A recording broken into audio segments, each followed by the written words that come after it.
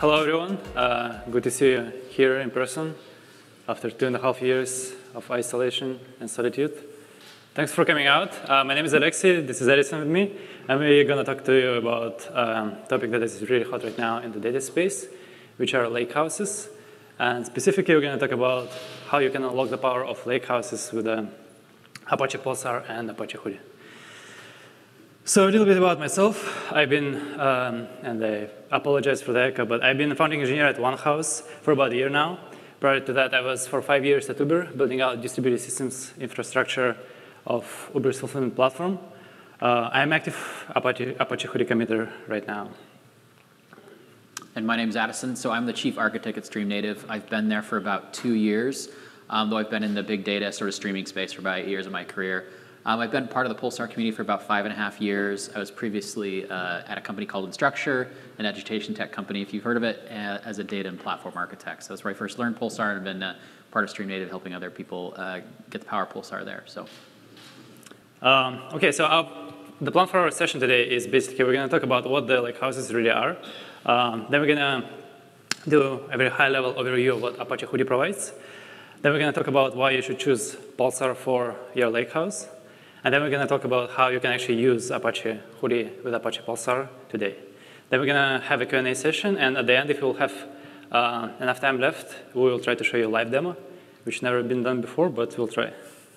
All right, so what are lakehouses? So lakehouses are essentially an amalgamation of two secular trends that were occurring in the data space in recent decades, with one of them being the development arc of the data warehouses, starting even before the dawn of the last millennia, but really taking shape to what it is right now, nowadays, starting in the last decade, when in 2012, BigQuery serverless was released, and people started to realize that you don't need to have a metal box sitting in your basement to have a data warehousing capabilities. You have all of that. You can have all of that in the cloud, and basically have the flexibility of the cloud, provision whenever you need it.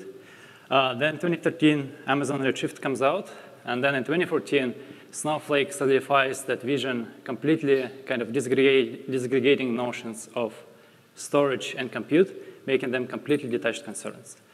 At the same time, the data lakes arc was taking shape from early 2000s, with the first release of Hadoop, I believe in 2005.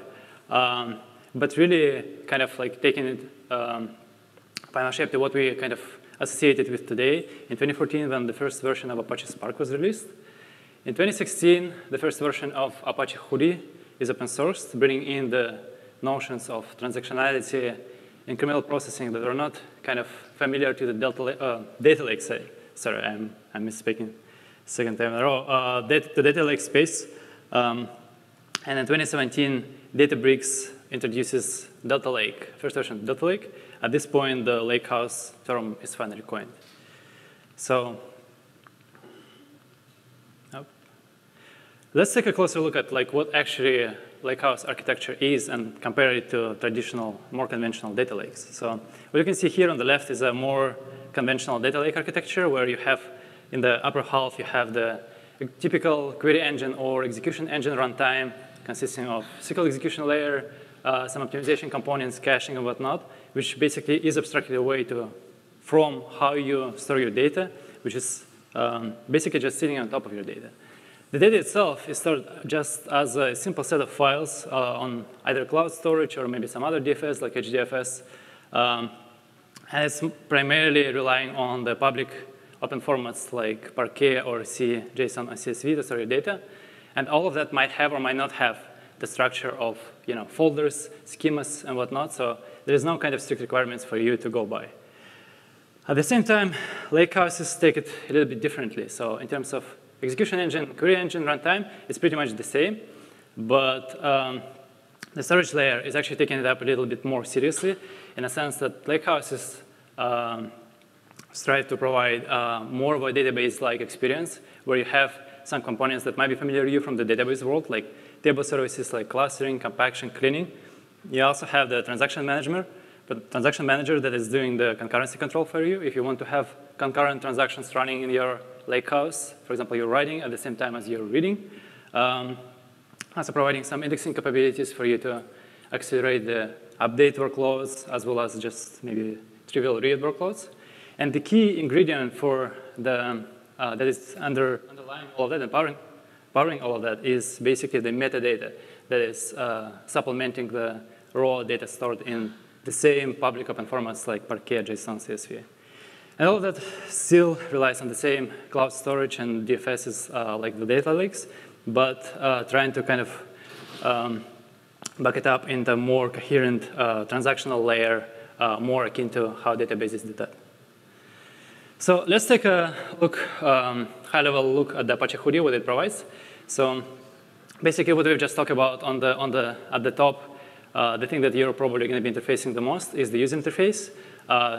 We provide like usual interfaces exposed through query engine. So if you would like to run SQL, you can do that using either like Spark, Flink, Hive, Presto, or Trino.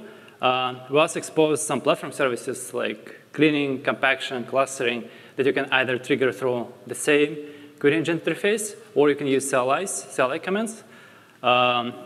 Underlying the user interface, there lies programming API. So if you want to go deeper and, for example, you want to implement your own client, or actually, Edison is going to talk a little more about that in a minute. Basically, you're having the components that abstract in the write operations, read operations, and you can interact with them directly.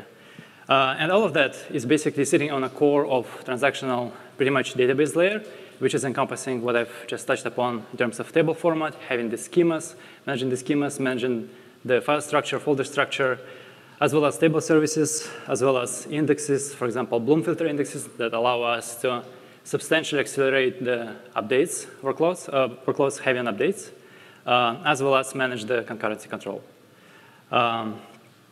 So that's that. The only other thing that I wanted to kind of dive on before we move on to kind of how we can integrate all that together is a paradigm that was introduced first in Hudi, I believe in 2018. You probably are familiar with the notion of copy and write. Copy and write is basically a table type or a way for you to store your data where you store the data in your base files, all the records, and then whenever update comes in, you basically find the file where the record sits and create a new version of the file, updating just a single record. So the obvious downside of that is whenever you need to update something, you need to read the whole file and write it back, even though you might be updating just a single record.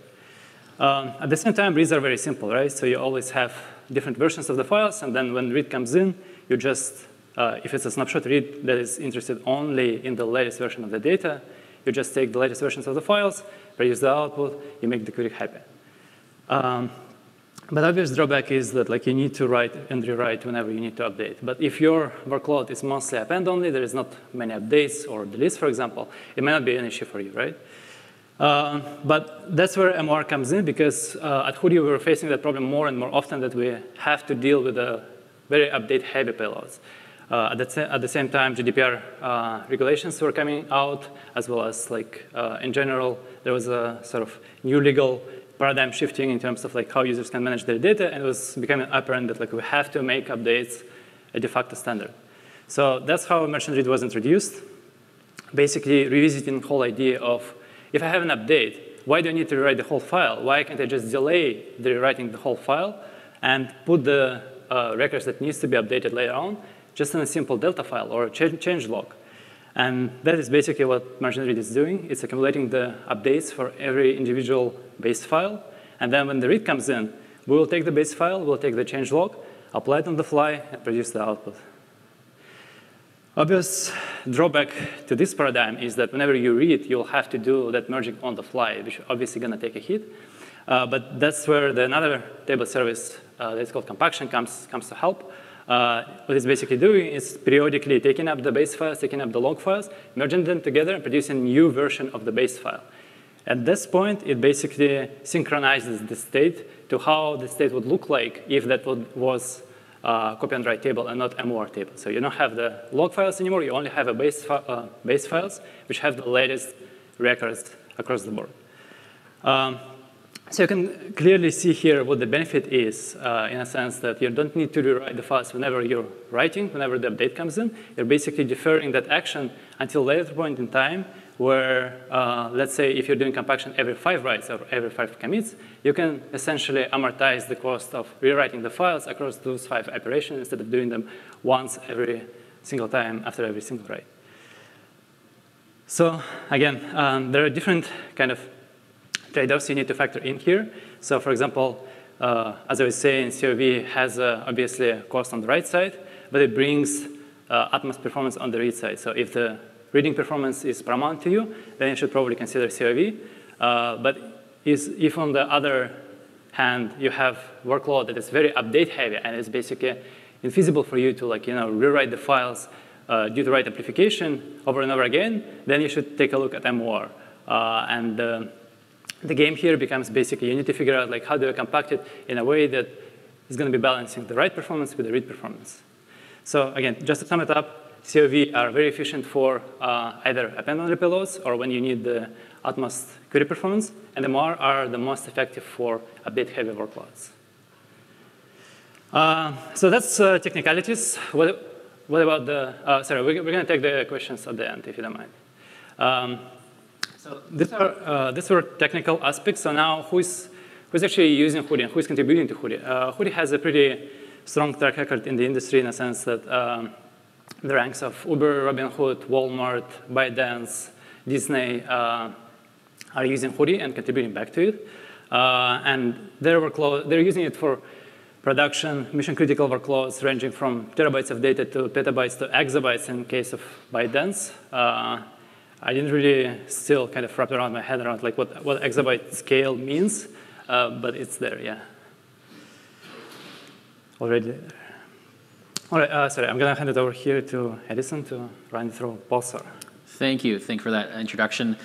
So first, we've talked a lot about Apache Hudi, why it's such a really interesting technology. I want to spend a little bit to talk about kind of why Pulsar for Lakehouse. Why is it that pairing Pulsar with these Lakehouse technologies is a good path forward? But before kind of getting into some of those details, I kind of want to talk a little bit about sort of these different domains, but analogous problems that is kind of the impetus for some of these new solutions, new innovative ways of looking at this. And on the Pulsar side, that's really, as organizations are kind of moving from what I kind of call wave 1 microservices, where, as you maybe saw in CJ's keynote this morning, people were really migrating more synchronous applications into more event-driven applications. That legacy messaging systems haven't been able to necessarily keep up with some of that trend of needing to handle larger volumes of data, lots more different, from a few different services to, in the case of organizations like Uber, hundreds, thousands of microservices. Those legacy messaging tech haven't been able to keep up. And along with that, streams alone may not be enough for the application tier. They're really great for moving data in the data domain and really powering those data-driven applications. But when you have lots of point-to-point communications in event-driven architectures, having a system like Pulsar that can both do a very comprehensive messaging technology and streams, that's really been the impetus for trying to be able to handle this additional complexity, to handle lower latency, more messages, et cetera. Similarly, as Alexi kind of mentioned, the needs for Hudi as we go from batches and trying to move to where we have where latency of data arriving maybe was on the order of hours or days, to trying to get to minutes and hours or minutes even of being able to get a snapshot of data, consistent snapshot. The traditional data lake didn't work for that. Having inconsistent metadata, those weren't sufficient. Hence, the creation and the evolution of systems like Pulsar as well as Hudi kind of in the same domain of really changing characteristics. And so both of these, are really trying to kind of solve some of these problems. In the case of Pulsar, it's really about that multi-tenancy real-time platform that can power your entire organization, that simplifies scaling across orgs and really building event-driven architectures for lots of organizations to have that mission-critical business logic in the application tier. Whereas Lakehouse is much, Lakehouse technologies vary in the data domain of helping to provide this correct interface to giving consistent access to mid-latency data with all of the traditional tools that people have already been using. And so when we talk about Pulsar and Hudi together, by combining these two different technologies, we really have some really interesting solutions across a very broad domain from all the way in your application domain, where you're maybe using your typical client libraries and bindings to interact with Pulsar, and then by being able to move that data into Hudi and into Lakehouse formats, able to seamlessly be able to power applications and power use cases more in the data domain. And really, this is kind of the time domain that different systems are kind of optimized for, right? Pulsar as a log is a very great abstraction for trying to integrate with applications as well as real-time analytics, but may not be the best choice as you're trying to get into hours, days, months of where you're trying to deal with data over that time domain. Whereas Hudi, being a great system that can also do minutes and hours as well as long-term retention, this really kind of gives you that a set of technologies that together kind of solve across that end-to-end time domain. So from when the application event is first produced to when you have it for 7 years later for compliance purposes, that you have an answer for how to process and deal with that data. And obviously that means that across these technologies, a deep set of integrations across the most common tools that are actually doing the actual compute side. Pulsar and Hudi together are a great set of storage technologies to power those applications. And as mentioned, we'll hand it up over to Alexi to talk a little bit about the options for getting data in between Pulsar and Hudi. Right. So in terms of how you can connect these two great technologies together today, there are basically multiple ways for you to do that. One of them is you can use off-the-shelf, available today, Pulsar's Apache Spark connector, basically allowing you to fetch the data in the Spark. The second option is to use DeltaStreamer utility from Hudi, which allows you to avoid writing any Spark jobs or Scala code to that extent, and then just basically go full command line. And then the third option is basically using the stream native Lakehouse sync, which Edison is going to talk about in more detail. So just going to show you a quick example here how, for example, you can ingest from Pulsar using Spark connector here. Again, it's very simple. So you're just using the Spark connector. You read the data from Pulsar into Spark's data frame. And then you just, because Hudi also has its own Spark data source integration, you just basically put it out as a Hudi format. And you just persist it in a Hudi table at where you would like to place it. So it's very simple. In case of Spark, with DeltaStreamer, it's even simpler. You don't need to write any Scala code. You basically just use all those off-the-shelf components you can find in Hudi. It is still relying on Pulsar Spark connector, so you'll have to specify that as a dependency. But then you just use the Hudi DeltaStreamer. You specify that you want to use Pulsar source. You say where you want to persist your table, what the table name is, and how to connect to Pulsar cluster. And that is basically going to be it. You will be able to persist the data, ingest it from the Pulsar, persist the offsets where we left off last time, and then move forward as the new data comes in.